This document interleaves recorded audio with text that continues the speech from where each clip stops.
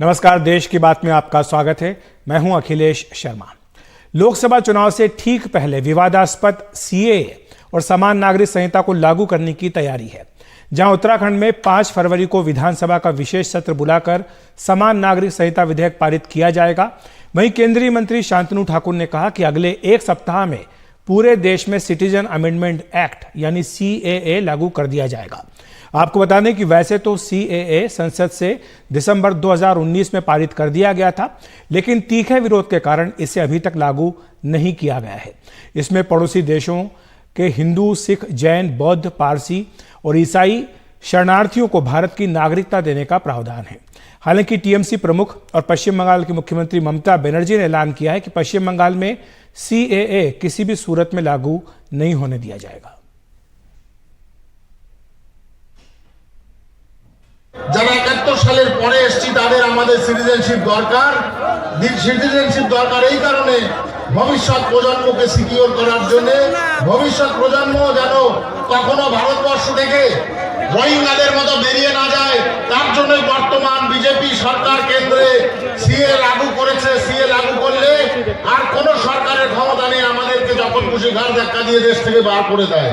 এটা হচ্ছে সবচেয়ে বড় কথা, যার জন্য সিএ ইমপ্লিমেন্টেড জরুরি এবং আগামী এক সপ্তাহের মধ্যে কেন্দ্রীয় সরকার করবে এই কথা বলে আমি আমার বক্তব্য এখানে শেষ করলাম। জয় হিন্দ, বন্দে मातरम। और इसी पर चर्चा करने के लिए हमारे साथ जुड़ रहे हैं विकास Singh ji, senior advocate, supreme court. विकास जी, आपका बहुत बहुत स्वागत है एनडीटीवी इंडिया पर। आपसे यही समझना चाहेंगे सर कि दिसंबर 2019 में संसद इसको पारित कर देती है, ये कानून बन जाता है, लेकिन अभी तक इतने साल बाद भी इसको लागू नहीं किया जा सका है। इसके नियम जो है वो अधिकृत नहीं किए गए, नोटिफाई नहीं किए गए हैं। इसके पीछे राजनीतिक विरोध तो अपनी जगह पर है, लेकिन क्या आप इसमें कुछ कानूनी तकनीकी खामियां भी देखते हैं कि जिसके चलते ये अभी तक लागू नहीं हो सका है? देखिए, कानूनी जो कमी है वो सिर्फ यही है कि कुछ हिंदूज को और सिख को जो उन्होंने उसमें नाम दिया, उनका ही सिर्फ उसमें उनको अधिकार दिया गया इसमें इसका फायदा उठाने का। अगर उसी दौरान कोई अगर मुस्लिम उस कंट्री से यहाँ आया है तो उसको ये अधिकार नहीं दिया है कि उसमें वो इसका फायदा उठा सके। तो वैसे तो फंडामेंटल राइट सिटीजन का ही होता है और सिटीजनशिप लेने के लिए कोई फंडामेंटल राइट नहीं है, लेकिन आर्टिकल 14 में आप ये कह सकते हैं कि 14 सिटीजन पर कन्फाइन नहीं है। 14 की जो सीमा कोई सिटीजन के लिए नहीं है, 14 सब पे लागू होता है। तो जो अगर मुस्लिम भी इस तरह का अगर प्रेरित है, जो वहां बाहर से आया हुआ है और यहाँ रह रहा है, तो उनसे उनको क्यों उनसे इससे उसको बाहर रखा गया है, नंबर 1। नंबर 2, जो दिसंबर 14 का जो डेट तय किया गया है कानून में, उसकी कोई मतलब कोई जस्टिफिकेशन नहीं है कानून में कि वो दिसंबर 14 का क्या डेट है। इसलिए ये दो चीजें जो है वो एक उसको क्वेश्चन मार्क उठाते हैं इस कानून पे, और इसका चैलेंज अभी तक पेंडिंग है सुप्रीम कोर्ट में। और मेरे को लगता है इसी पेंडेंसी की वजह से ही आज तक उन्होंने रूल नहीं बनाया इसमें, इसलिए रूल नहीं बनने की वजह से इसको इम्प्लीमेंट नहीं किया जा रहा है। लेकिन शायद अब रूल बना करके इसको जल्दी से इम्प्लीमेंट करने की कोशिश की जा रही है, और इससे नागरिकता मिल जाएगी काफी लोगों को, और नागरिकता मिलते के साथ वो हमारे वोटर भी बन जाएंगे। इसलिए ये कोशिश तो है सरकार की तरफ से। अब कितना सफल होते हैं, कोर्ट उसके पहले हियरिंग करती है नहीं करती है, इसको मान्यता मिलती है कि नहीं मिलती, ये देखने की बात है। लेकिन विकास जी, जो विरोध था वो इस बात को लेकर के ये था कि जब ये कहा गया कि सीए और एनआरसी दोनों एक साथ लागू होंगे, तो विरोध ज्यादा करके नेशनल रजिस्टर ऑफ सिटीजन को था, और सीए का उतना तीखा विरोध इस बात को लेकर नहीं था। उन्हें लगता था कि सीए के साथ साथ एनआरसी भी आएगा, इसलिए विरोध हो रहा था। तो एनआरसी का भी जो परिभाषा एनआरसी की जो है और सीएए दोनों एक तरह से कंबाइंड तरीके से ही देखा जाता है, उसको अलग तरीके से नहीं देखा जाता है। और जो एनआरसी आएगा उससे ज्यादा प्रॉब्लम लोगों को सही में है, क्योंकि एनआरसी में जिस तरह से नेशनल रजिस्टर बनाने की बात है, उसमें लोगों का ये अनुमान है कि इसका मतलब दुरुपयोग ज्यादा होगा और लोगों को इससे बाहर किया जाएगा, जानबूझ करके छांटा जाएगा। जैसे कि आपको मालूम है, दिल्ली में या हर शहर में बांग्लादेशी रहते हैं जिनको कि वोटिंग राइट मिल गया है आधार कार्ड के बदौलत, भले उनके पास सिटीजनशिप हो या ना हो। तो एनआरसी जब आएगा तो इस तरह के जितने वोटर है वो सिस्टम से बाहर हो जाएंगे। तो वो एक बड़ा भारी वोट बैंक है हर पॉलिटिकल पार्टी के लिए, और वो अगर बाहर हो जाता है तो उसकी बड़ी मतलब उसका एक इम्पैक्ट बड़ा जबरदस्त होगा। तो जो CAA का जो इम्पैक्ट है उससे बहुत बड़ा इम्पैक्ट एनआरसी का होगा। इसलिए एनआरसी पर ऑपोजिशन, सही आपका कहना है कि ज्यादा है, लेकिन लीगल केस CAA के खिलाफ ज्यादा बन रहा है कि भाई वो कुछ हम जब सेक्युलर अपने आप को कहते हैं तो कुछ धर्म को ही और कुछ मजहब को ही क्यों उसमें बेनिफिट दिया जा रहा है, सारे खास करके मुस्लिमों को क्यों नहीं दिया जा रहा है, ये उनका मेन चैलेंज है। इसलिए ये दोनों चीजें अभी लागू नहीं हो पा रही हैं, हुई भी नहीं है। और देखना है कि इतने कम टाइम में, क्योंकि अब इलेक्शन बहुत कम दिनों में होने वाला है, कुछ लगता नहीं कि मेरे को इसके पहले लागू कर पाएंगे, क्योंकि इतना जल्दी रूल्स बनेगा, रूल्स बन के पूरा इस पे पूरे देश भर में ये काम होगा, लोग छांटे जाएंगे या जो इंक्लूड किए जाएंगे, ये सारी प्रक्रिया मेरे हिसाब से पॉसिबल नहीं है रूल्स बनने हालांकि के केंद्र सरकार का बावजूद। यह कहना है कि इसके लिए जो पोर्टल है वो बना लिया गया है और जल्दी लोग इस पर आवेदन भी कर सकेंगे, एक बार जब रूल्स जो है नोटिफाई हो जाए उसके बाद। आप विकास जी हमारे साथ बने रही, क्योंकि अगली खबर भी है, उस पर भी हम आपसे चर्चा करना चाहेंगे। अगली खबर है समान नागरिक संहिता को लेकर, जिस पर उत्तराखंड के मुख्यमंत्री धामी ने एक बड़ा ऐलान किया है। उन्होंने कहा है कि यूसीसी के लिए बनी कमेटी 2 फरवरी को अपना ड्राफ्ट सौंप देगी और समान नागरिक संहिता विधेयक को पारित कराने के लिए उत्तराखंड में 5 फरवरी को विधानसभा का विशेष सत्र बुलाया गया है। इस तरह उत्तराखंड देश का पहला ऐसा राज्य बन जाएगा जहां आजादी के बाद समान नागरिक संहिता लागू की जाएगी। यूसीसी हमारा इस विधानसभा का जो चुनाव 2022 में उत्तराखंड का था, उसमें हमारा संकल्प था, ड्राफ्ट बनाने के लिए कमेटी का गठन किया। जस्टिस रंजना प्रकाश देसाई जी की अध्यक्षता में कमेटी बनी। कमेटी ने अपना काम पूरा कर लिया है और उन्होंने हमको बताया है कि 2 तारीख को वो हमको ड्राफ्ट दे देंगे और उनका ड्राफ्ट देने के बाद उसका आकलन करेंगे, उसको मंत्रिमंडल में लाएंगे, उसके बाद विधानसभा में जो विधेयक बनने की दिशा में, एक्ट बनने की दिशा में जो कार्रवाई होती है, उस कार्रवाई को हम आगे बढ़ाएंगे। सिविल कोड का मतलब है जो सारे देश के अंदर, उसका अर्थ ही है जो यूनिफॉर्मली लागू हो, सारे देश के अंदर लागू। अब उत्तराखंड का जो कानून है उत्तराखंड की बाउंड्री से बाहर भी लागू नहीं होगा। ये उत्तराखंड को एक टेस्टिंग ग्राउंड बना करके, ताकि प्रचारात्मक फायदा लिया जा सके, जो ये प्रयास हो रहा है, लोग इस खेल को समझते हैं। मैं तो पहले दिन से कह रहा हूँ, बेगानी शादी में शादी होनी है केंद्र सरकार के गृह मंत्री जी की, और उसमें अब्दुल्ला साहब दीवाने हो रहे हैं, हमारे धामी जी दीवाने हो रहे हैं, कह रहे हैं हमने यूसीसी बना दिया, यूसीसी बना दिया।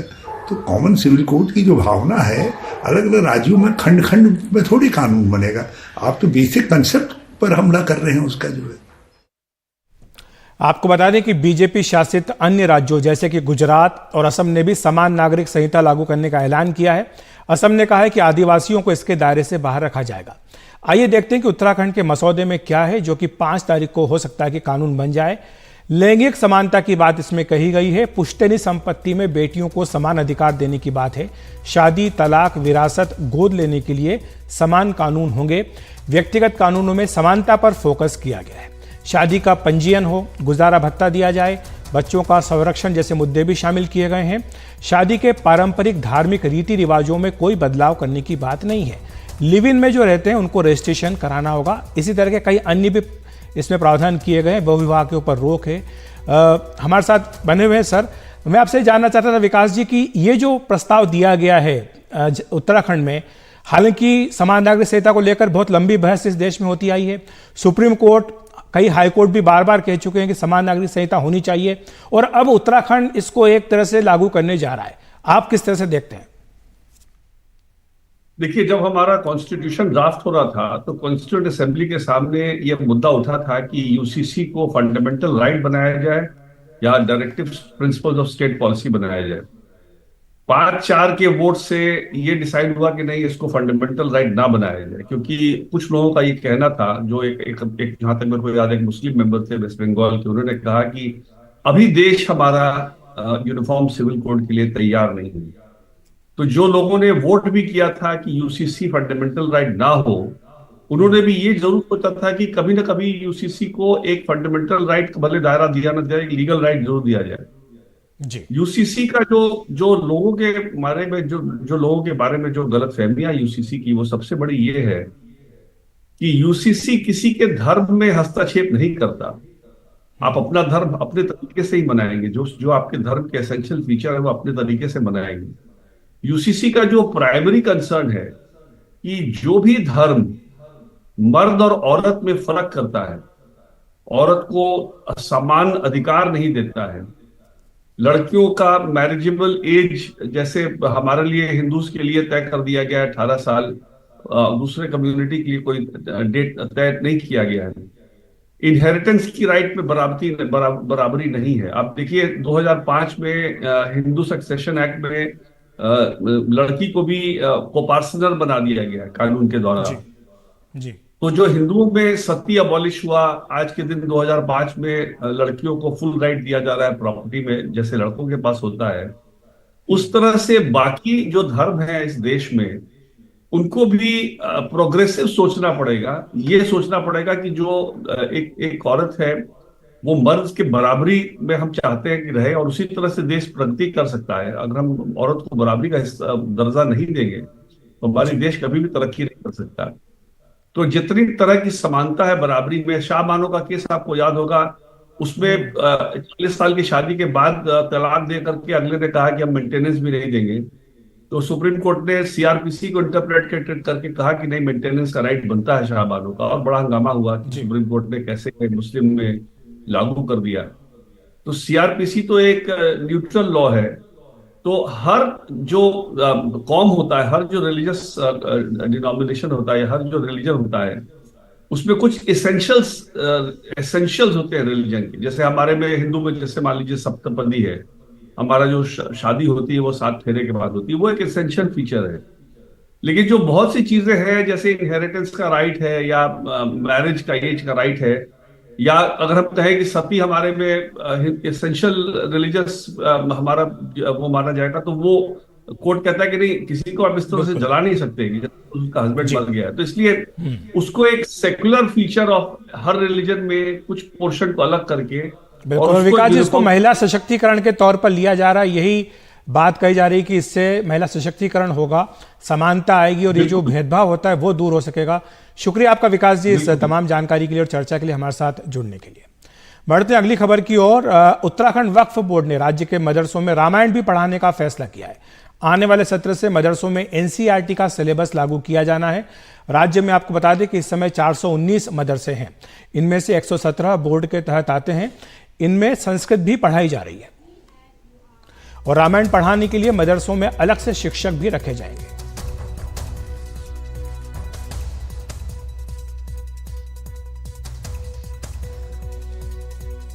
बहुत बताते हुए खुशी हो रही है कि हम मार्च सेशन से हमारे इन मदरसों में एनसीईआरटी का सिलेबस हम लागू करने जा रहे हैं, जिसमें Hindi, English, math, science, physics, chemistry, bio, Sanskrit, Arabic हम सब पढ़ाएंगे ना। और मेरा मानना है कि पढ़ेगा भारत तो बढ़ेगा भारत, और हम सब पढ़ाएंगे, उसमें श्री राम को पढ़ाएंगे। गृह मंत्रालय ने students Islamic movement of India यानी सिमी पर लगाई पाबंदी को 5 साल के लिए और बढ़ा दिया है।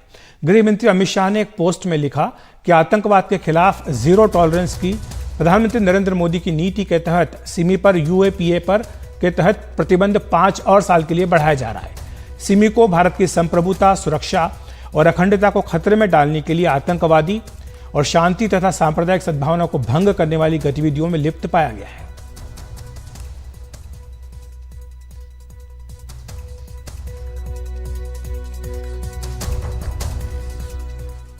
उधर सूत्रों के हवाले से बीजेपी जेडीयू समझौते पर अहम जानकारी मिली है। बताया गया कि अगले कुछ दिनों में बिहार में मंत्री परिषद का विस्तार किया जाएगा। मंत्रिमंडल में प्रतिनिधित्व के लिए सन 2020 का ही फार्मूला लागू होगा। उसी हिसाब से मंत्रियों की संख्या और विभाग तय किए जाएंगे। मंत्री परिषद के विस्तार के बाद विभागों का बंटवारा होगा। बताया गया कि गृह मंत्रालय मुख्यमंत्री नीतीश कुमार के पास ही रहेगा। लोकसभा चुनाव के लिए भी सीटों के बंटवारे पर चर्चा होगी। जेडीयू 2019 के फार्मूले के तहत 17 सीटें ही चाहती है, लेकिन जो नए सहयोगी जुड़े इनके चलते अब सीटों की संख्या बीजेपी और जेडीयू दोनों की कुछ कम हो सकती है।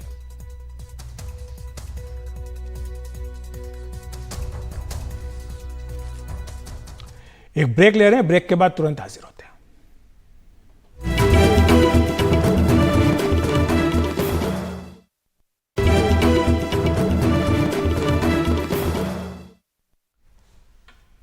विपक्ष के कद्दावर नेताओं पर ईडी का शिकंजा लगातार कसता जा रहा है। आज 2 पूर्व मुख्यमंत्रियों से ईडी की पूछताछ हुई, तो वहीं झारखंड के मुख्यमंत्री हेमंत सोरेन 31 जनवरी को पूछताछ के लिए ईडी के सामने जाएंगे। सूत्रों के मुताबिक उनके दफ्तर ने ईडी को एक ईमेल भेजा है और वो जमीन घोटाले से जुड़े मनी लॉन्ड्रिंग के मामले में घिरे हुए हैं। जांच एजेंसी के रडार पर एक और पूर्व मुख्यमंत्री आज आ गए। ईडी हेडक्वार्टर में हरियाणा के पूर्व मुख्यमंत्री भूपेंद्र हुड्डा से पूछताछ की जा रही है। मानेसर लैंड डील मामले में भूपेंद्र हुड्डा से पूछताछ हुई है और जमीन के बदले नौकरी मामले में वहीं लालू यादव से ईडी की पूछताछ चल रही है। पटना में ईडी के जोनल दफ्तर में यह पूछताछ चल रही है। कल पूर्व उप मुख्यमंत्री तेजस्वी यादव से भी पूछताछ होगी। और हमारे सहयोगी मुकेश सेंगर हमारे साथ जुड़ गए हैं इस खबर पर चर्चा करने के लिए। मुकेश, आज हेमंत सोरेन को लेकर के काफी असमंजस बना रहा है, इसमें क्या अपडेट है? देखिए अखिलेश जी, असमंजस अभी बना हुआ है, क्योंकि अब तक जो हेमंत सोरेन हैं उनके बारे में ईडी को कोई जानकारी नहीं मिल पाई कि आखिर वो कहाँ हैं। ईडी उनका बयान दर्ज करने के लिए जहां पर मैं खड़ा हूं, ये शांति निकेतन है, जो कि मुख्यमंत्री का सरकारी आवास है। वो यहां पर ईडी की टीम को नहीं मिले। ईडी की टीम सुबह से यहां पर थी और अभी कुछ देर पहले यहां से निकली है। इसके बाद ईडी की टीम झारखंड भवन गई, वहां पर भी हेमंत सोरेन नहीं मिले। और इसके बाद मोतीलाल नेहरू मार्ग पर जो हेमंत सोरेन के पिता का आवास है, वहां पर भी ईडी की टीम गई थी, लेकिन वहां भी वो नहीं मिले हैं। तो ईडी की टीम अभी उनको लोकेट नहीं कर पाई है। हालांकि उनके लीगल टीम के जो लोग हैं वो कह रहे हैं कि मुख्यमंत्री सेफ हैं और वो तमाम जो लीगल ऑप्शंस हैं वो देख रहे हैं। ईडी के मुताबिक जो ज़मीन घोटाला है, इसको लेकर उनके पास कुछ नई जानकारियां आई थी, जिनके बेसिस पर उनको हेमंत सोरेन का जो स्टेटमेंट है, बयान है, वो रिकॉर्ड करना था। लेकिन ईडी की टीम के पहुंचने के पहले ही वो यहां से निकल गए। उनका जो चार्टर्ड विमान है वो भी दिल्ली एयरपोर्ट पर खड़ा हुआ है, क्योंकि उनको आज झारखंड निकलना था, लेकिन वो झारखंड के लिए रवाना नहीं हुए हैं। तो ऐसे में फिलहाल वो कहाँ हैं, इसके बारे में कोई जानकारी नहीं मिल पाई है।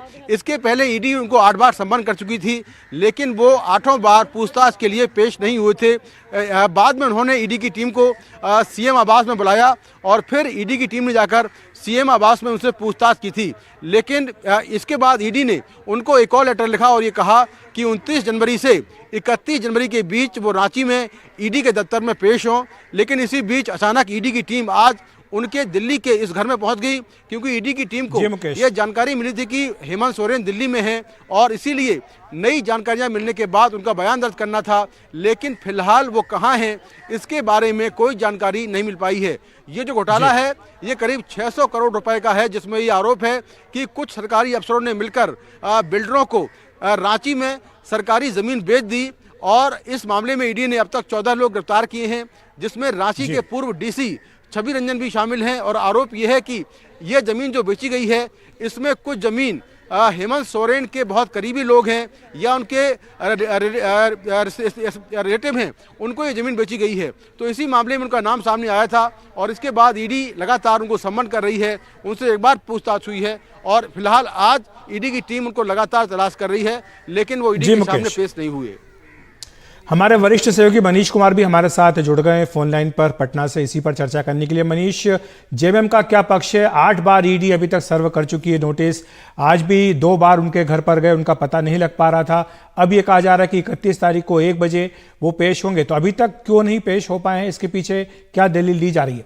और साथ ही मैं आपसे ये भी जानना चाहूंगा कि जो आज लालू प्रसाद यादव से पूछताछ हो रही है ईडी की, उस पर क्या अपडेट है?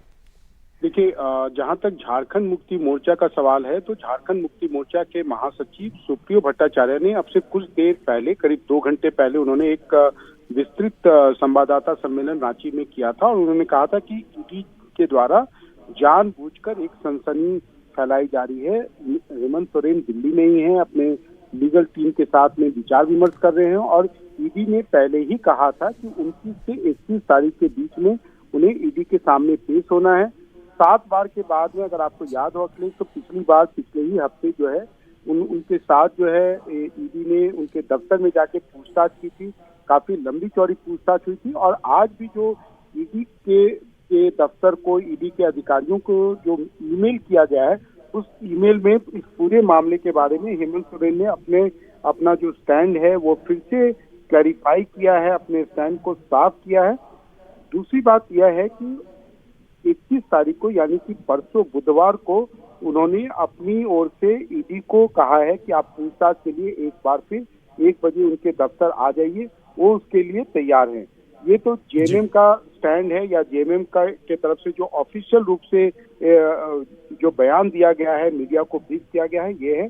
और दूसरी बात, जहां तक लालू यादव का सवाल है, तो इसके बारे में भी ईडी के सूत्र कह रहे हैं कि कुछ देर पहले उन्होंने कहा है कि शायद उनको हिरासत में इस मामले में ले सकती है। लेकिन जहां तक राजद के सूत्रों का सवाल है, वहां पर मीसा भारती जो इस मामले में आरोपी भी हैं, एक नया मामला दर्ज किया गया है जिसमें लालू यादव आरोपी नहीं है, इसमें राबड़ी देवी और मीसा भारती और उनकी एक बहन इस मामले में आरोपी है। और उनका आरजेडी के लोगों का, खासकर मीसा भारती का कहना है कि इस मामले में जब भी पूछताछ हुई है, वो चाहे लालू यादव हो या तेजस्वी हो या मीसा भारती हो, वो कोई भी जांच एजेंसी हो, इनकम टैक्स ने शुरू किया था, बाद में सीबीआई ने भी इस मामले में जांच की थी, चार्जशीट भी किया था। तो जब भी पूछताछ हुई है तो लालू यादव हो या उनके परिवार के जो भी आरोपी सदस्य हैं, वो एजेंसियों के सामने हमेशा हाजिर हुए हैं। अखिलेश जी, शुक्रिया आपका इस तमाम जानकारी के लिए।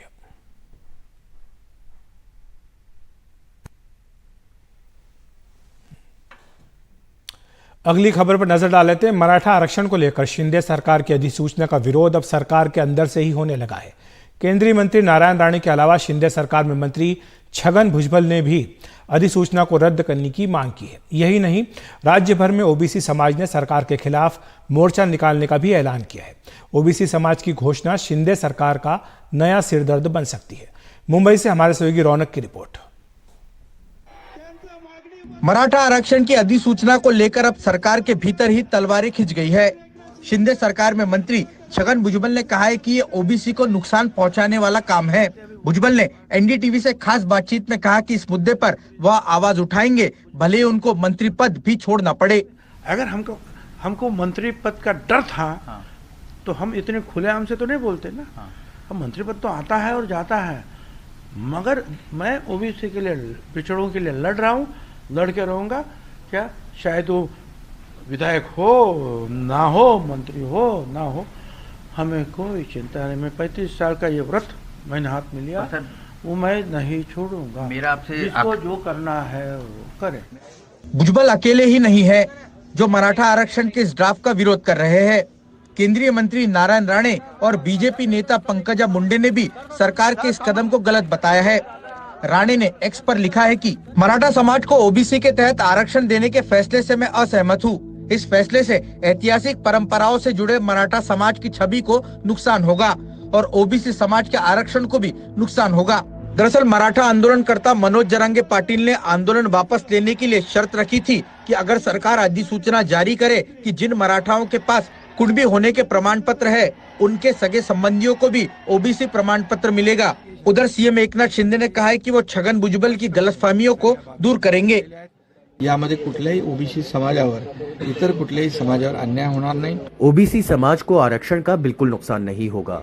छगन भुजबल की गलतफहमियों को हम दूर करेंगे। त्यामुळे छगन भुजबल आमचे सहकारी मंत्री हैं। जानकार मानते हैं कि सरकार ने अधिसूचना का ड्राफ्ट जो जारी किया है, जिसमें सगे संबंधियों को भी इसमें आरक्षण का लाभ दिया जाएगा, इसमें अब तक सरकार ने यह स्पष्ट नहीं किया है कि सगे संबंधियों की परिभाषा क्या होगी। इतना ही नहीं तो बड़ा सवाल ये भी है कि संविधान की कसौटी पर क्या वाकई में मराठाओं को ओबीसी के तहत इस तरह से आरक्षण दिया जा सकता है, ये एक बड़ा सवाल है। लोकसभा चुनाव से पहले ओबीसी समाज के मन में पैदा हुआ डर सरकार के लिए नया सिरदर्द साबित हो सकता है। अब देखना होगा कि सरकार इससे कैसे रास्ता निकाल पाती है। मुंबई से कैमरा पर्सन अमित पवार के साथ रौनक कुकड़े, एनडीटीवी इंडिया के लिए।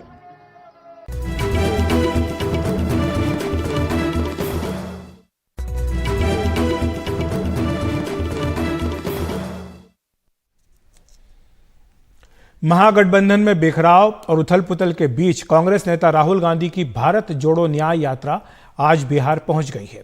रविवार को कांग्रेस पार्टी बिहार के सत्तारूढ़ गठबंधन का हिस्सा थी, लेकिन अब विपक्ष में चली गई है।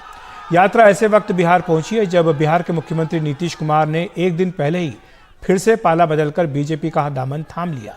आज कांग्रेस की प्रदेश इकाई के अध्यक्ष अखिलेश सिंह और अन्य वरिष्ठ नेताओं ने बिहार में राहुल की यात्रा का स्वागत किया। राज्यसभा की 56 सीटों के लिए 27 फरवरी को चुनाव होगा। इसकी अधिसूचना 8 फरवरी को जारी होगी। सबसे ज्यादा 10 सीटें उत्तर प्रदेश से हैं। बिहार, महाराष्ट्र से 6-6 सीटें हैं। मध्य प्रदेश, पश्चिम बंगाल से 5-5 सीटों का चुनाव होगा। गुजरात, कर्नाटक से 4-4 सीटें हैं। आंध्र प्रदेश, ओडिशा, राजस्थान और तेलंगाना से 3-3 सीटें हैं, जबकि हरियाणा, हिमाचल प्रदेश, छत्तीसगढ़ और उत्तराखंड में 1-1 सीट पर चुनाव होगा।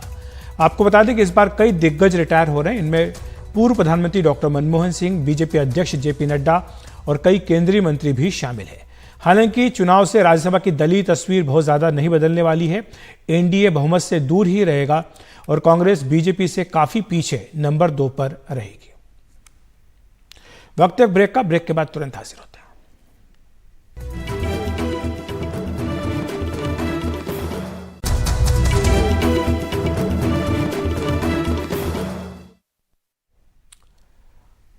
कश्मीर के para cricketer Aamir Hussain loan ने अडानी समूह के प्रमुख गौतम अडानी का शुक्रिया अदा किया है। इस 34 साल के खिलाड़ी की मदद में अडानी फाउंडेशन सामने आया है। आमिर हुसैन लोन और उनकी मां ने कहा कि उन्हें कल्पना तक नहीं थी कि अडानी समूह उनकी मदद में इस तरह आगे आएगा। इसी महीने अडानी समूह के प्रमुख गौतम अडानी ने कहा था कि आमिर हुसैन लोन का जज्बा देखते हुए उनकी पूरी मदद की जाएगी। आमिर जम्मू कश्मीर की पैरा क्रिकेट टीम के कप्तान भी हैं। आमिर जी, आप कई लोगों के लिए इंस्पिरेशन हैं कि जिस तरह से आपने इतनी ज़िंदगी की इतनी मुश्किलात झेले, घर की गरीबी, काफ़ी मुश्किलात और फिर दोनों बाजू खोए, और उसके बावजूद भी क्रिकेट को इस तरह बैट को इस तरह गले लगाया कि एक स्टार बन गए। और अब इस तरह की हर तरफ से एक तरफ पजीराई हो रही है और दूसरे से जो आपको जो मदद की जो गौतम अडानी ने कहा था वो क्या आपको मिल गया?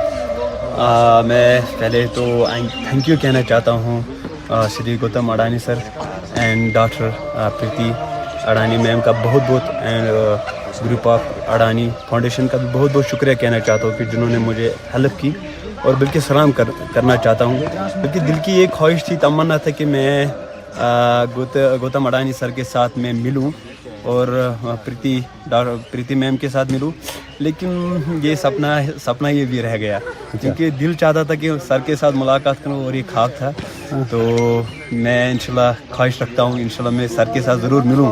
तो इससे क्या आपकी जो क्रिकेट जो आप खेल रहे हैं और आप पैरा जो क्रिकेट टीम जो है जम्मू कश्मीर की उसके कैप्टन भी हैं, उनको भी क्या इनकरेजमेंट नहीं मिलेगी? क्योंकि कई लोगों को अब बच्चों को आपकी वजह से यहाँ कई बच्चे अब आते हैं क्रिकेट के लिए, तो आपको लग रहा है कि आप अपना जो करियर है फर्दर परस्यू कर सकते हैं, और ये यकीन के साथ कि न सिर्फ आपको पजीराई हो रही है बल्कि सचमुच में मदद भी मिल रही है? जी सर, बिल्कुल। मैं बहुत अल्हम्दुलिल्लाह बहुत खुश हूँ, क्योंकि जो हमारी क्रिकेट जर्नी है उसमें मुझे बहुत आगे का जो है मौका मिल जाएगा, क्योंकि जो हमारे जितने भी है पैरा के, तो उनको भी जो मतलब वो भी खुश हो गए सर, क्योंकि आमिर को, बल्कि जो कि हमारे जम्मू कश्मीर के सभी में वो बहुत खुश हो गए, क्योंकि हमारे सर जो है गौतम अडानी सर, उन्होंने हेल्प की आमिर को, और आज मैं अल्हम्दुलिल्लाह बहुत खुश हूँ सर।